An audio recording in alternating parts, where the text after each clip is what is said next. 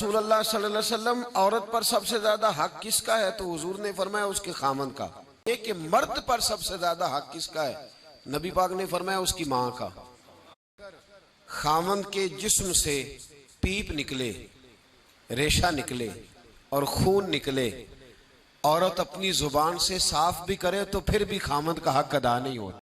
السلام علیکم جی، اج ایک ویڈیو لے کے آیا مولانا پیر اجمل قادری صاحب دی، جندے وچوں دسدے پے نے عورت دے حقوق کی نے، مرد دے حقوق کی نے تے بیٹے تے ماں دے حقوق کی نے۔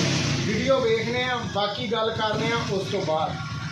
اللہ تبارک و تعالیٰ نے قرآن مجید فرقان حمید کی سورہ بقرہ کے اندر ارشاد فرمایا الذین ینقضون عہد اللہ من بعد میثاقہ، فرمایا وہ لوگ جو اللہ کا عہد توڑتے ہیں پکا کرنے کے بعد، وَيَقْطَعُونَ مَا أَمَرَ اللَّهُ بِهِ أَن يُوصَلَ، اور اس کو توڑتے ہیں جسے اللہ نے جوڑنے کا حکم دیا ہے،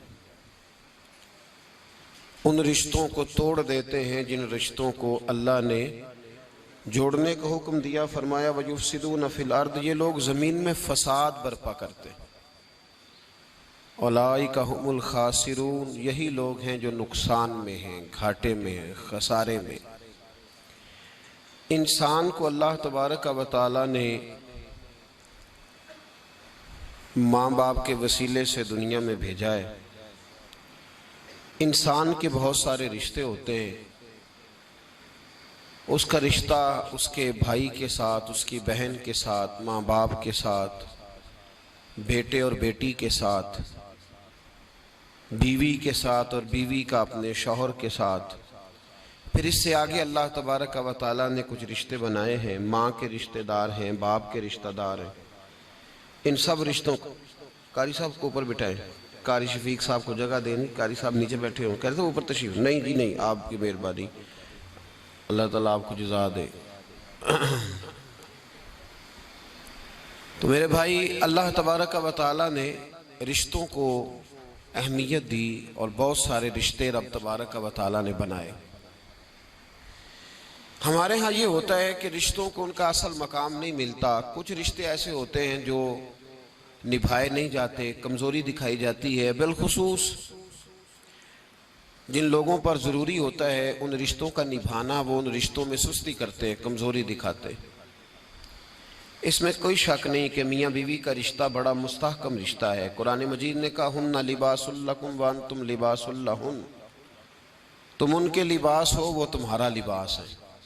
مرد عورت کا لباس ہے، عورت مرد کا لباس ہے۔ اس میں کوئی شک نہیں کہ یہ بڑا مضبوط رشتہ ہے۔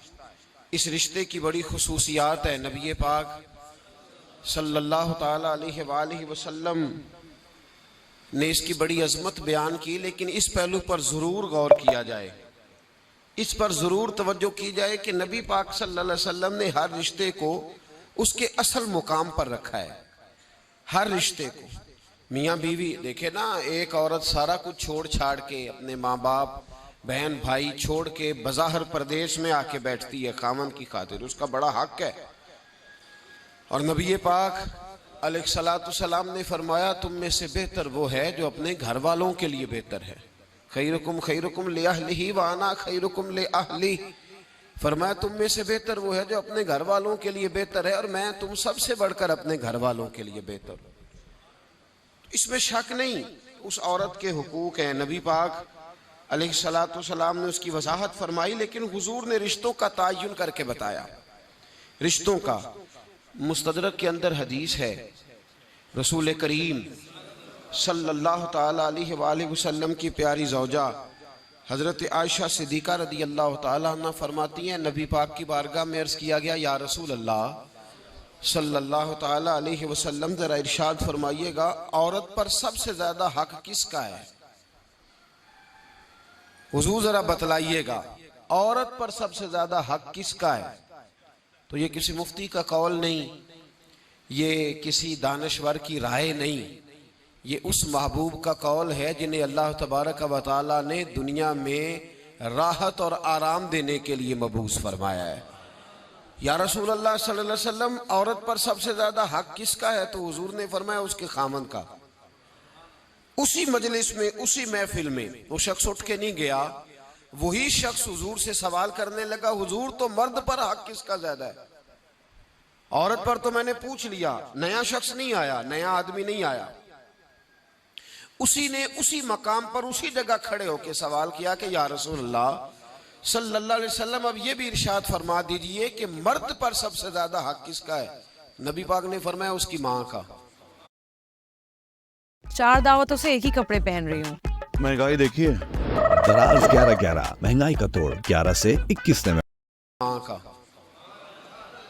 عورت پر سب سے زیادہ حق کس کا ہے؟ اس کے شوہر کا۔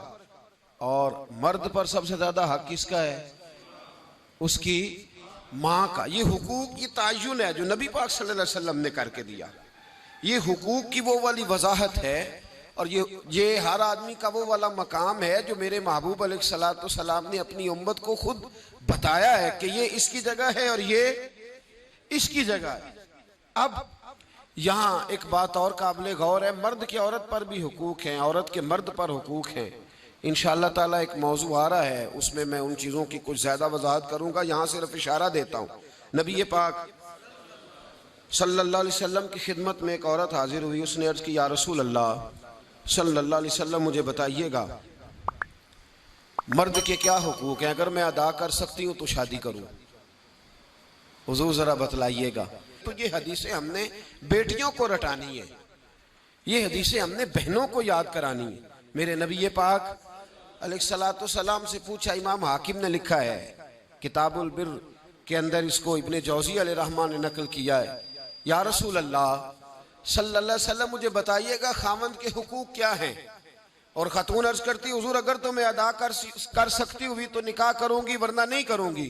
اللہ کے رسول صلی اللہ تعالیٰ علیہ وآلہ وسلم نے ارشاد فرمایا، بھئی بات یہ ہے کہ اگر خاوند کے جسم سے پیپ نکلے، ریشہ نکلے اور خون نکلے، عورت اپنی زبان سے صاف بھی کرے تو پھر بھی خاوند کا حق ادا نہیں ہوتا۔ اور نبی پاک صلی اللہ علیہ وسلم نے وضاحت کر دی، کسی جگہ آپ کو نہیں ملے گا کہ اللہ کے محبوب نے فرمایا ہو کہ میں اگر سجدہ جائز ہوتا تو میں لوگوں سے کہتا مجھے کرو، یہ کہیں نہیں فرمایا۔ حالانکہ امام الانبیاء ہیں، محبوب اس حدیث میں فرمانے لگے سنو، اگر خدا کے علاوہ کسی کو سجدہ جائز ہوتا تو میں عورت کو کہتا کہ اپنے خامند کو سجدہ کرے، میں کہتا عورت کو کہ وہ اپنے خامند کو سجدہ کرے۔ تو نبی پاک صلی اللہ علیہ وسلم نے وضاحت کر دی، فرمایا کہ اگر تو یہ والے حق تو ادا کر سکتی ہے تو نکاح کر۔ وہ خاتون بڑی سمجھدار تھی، فوراً بولو ٹھیک ہے، لگی حضور میں نہیں حق ادا کر سکتی لہٰذا میں نکاح نہیں کروں گی۔ میرے عزیز، عورت کو ذمہ داری سونپی۔ پھر میرے نبی پاک صلی اللہ تعالیٰ علیہ وسلم نے مرد کے لیے بھی ان حقوق کا تعین فرمایا۔ اور اللہ کے رسول صلی اللہ تعالیٰ علیہ وسلم سے جب پوچھا گیا کہ یا رسول اللہ صلی اللہ علیہ وسلم عورت کے حقوق کیا ہیں، نبی پاک صلی اللہ تعالیٰ علیہ وسلم سے پوچھا گیا کہ یا رسول اللہ صلی اللہ علیہ وسلم عورت کا حق کیا ہے، تو نبی پاک نے فرمایا جیسا خود کھاؤ ویسا اسے بھی کھلاؤ، جیسا خود پہنو ویسا اسے بھی پہناؤ۔ اور حضور علیہ الصلوۃ والسلام نے فرمایا کبھی بھی عورت کے چہرے پر نہ مارنا، کبھی بھی اس کے ساتھ بغض نہ رکھنا، اسے کبھی بھی تکلیف نہ دینا، اور اسے اگر چھوڑنا ہوا تو اپنے گھر کے اندر چھوڑنا، یعنی اگر کچھ لمحے کے لیے ناراض ہونا ہوا تو اپنی ہی چھت کے نیچے، نکالنا نہ، بھیجنا نہ، رسوائی ہوتی ہے جب وہ میکے جاتی ہے تو لوگ باتیں کرتے۔ اگر چھوڑنا ہوا تو اپنے ہی گھر میں چھوڑ لینا، کچھ لمحوں کو ناراض ہو لینا، کچھ ایسی بات کر لینا، لیکن جب اسے نکال دیتے ہو تو مسائل بن، جیسا خود کھاؤ ویسا اسے بھی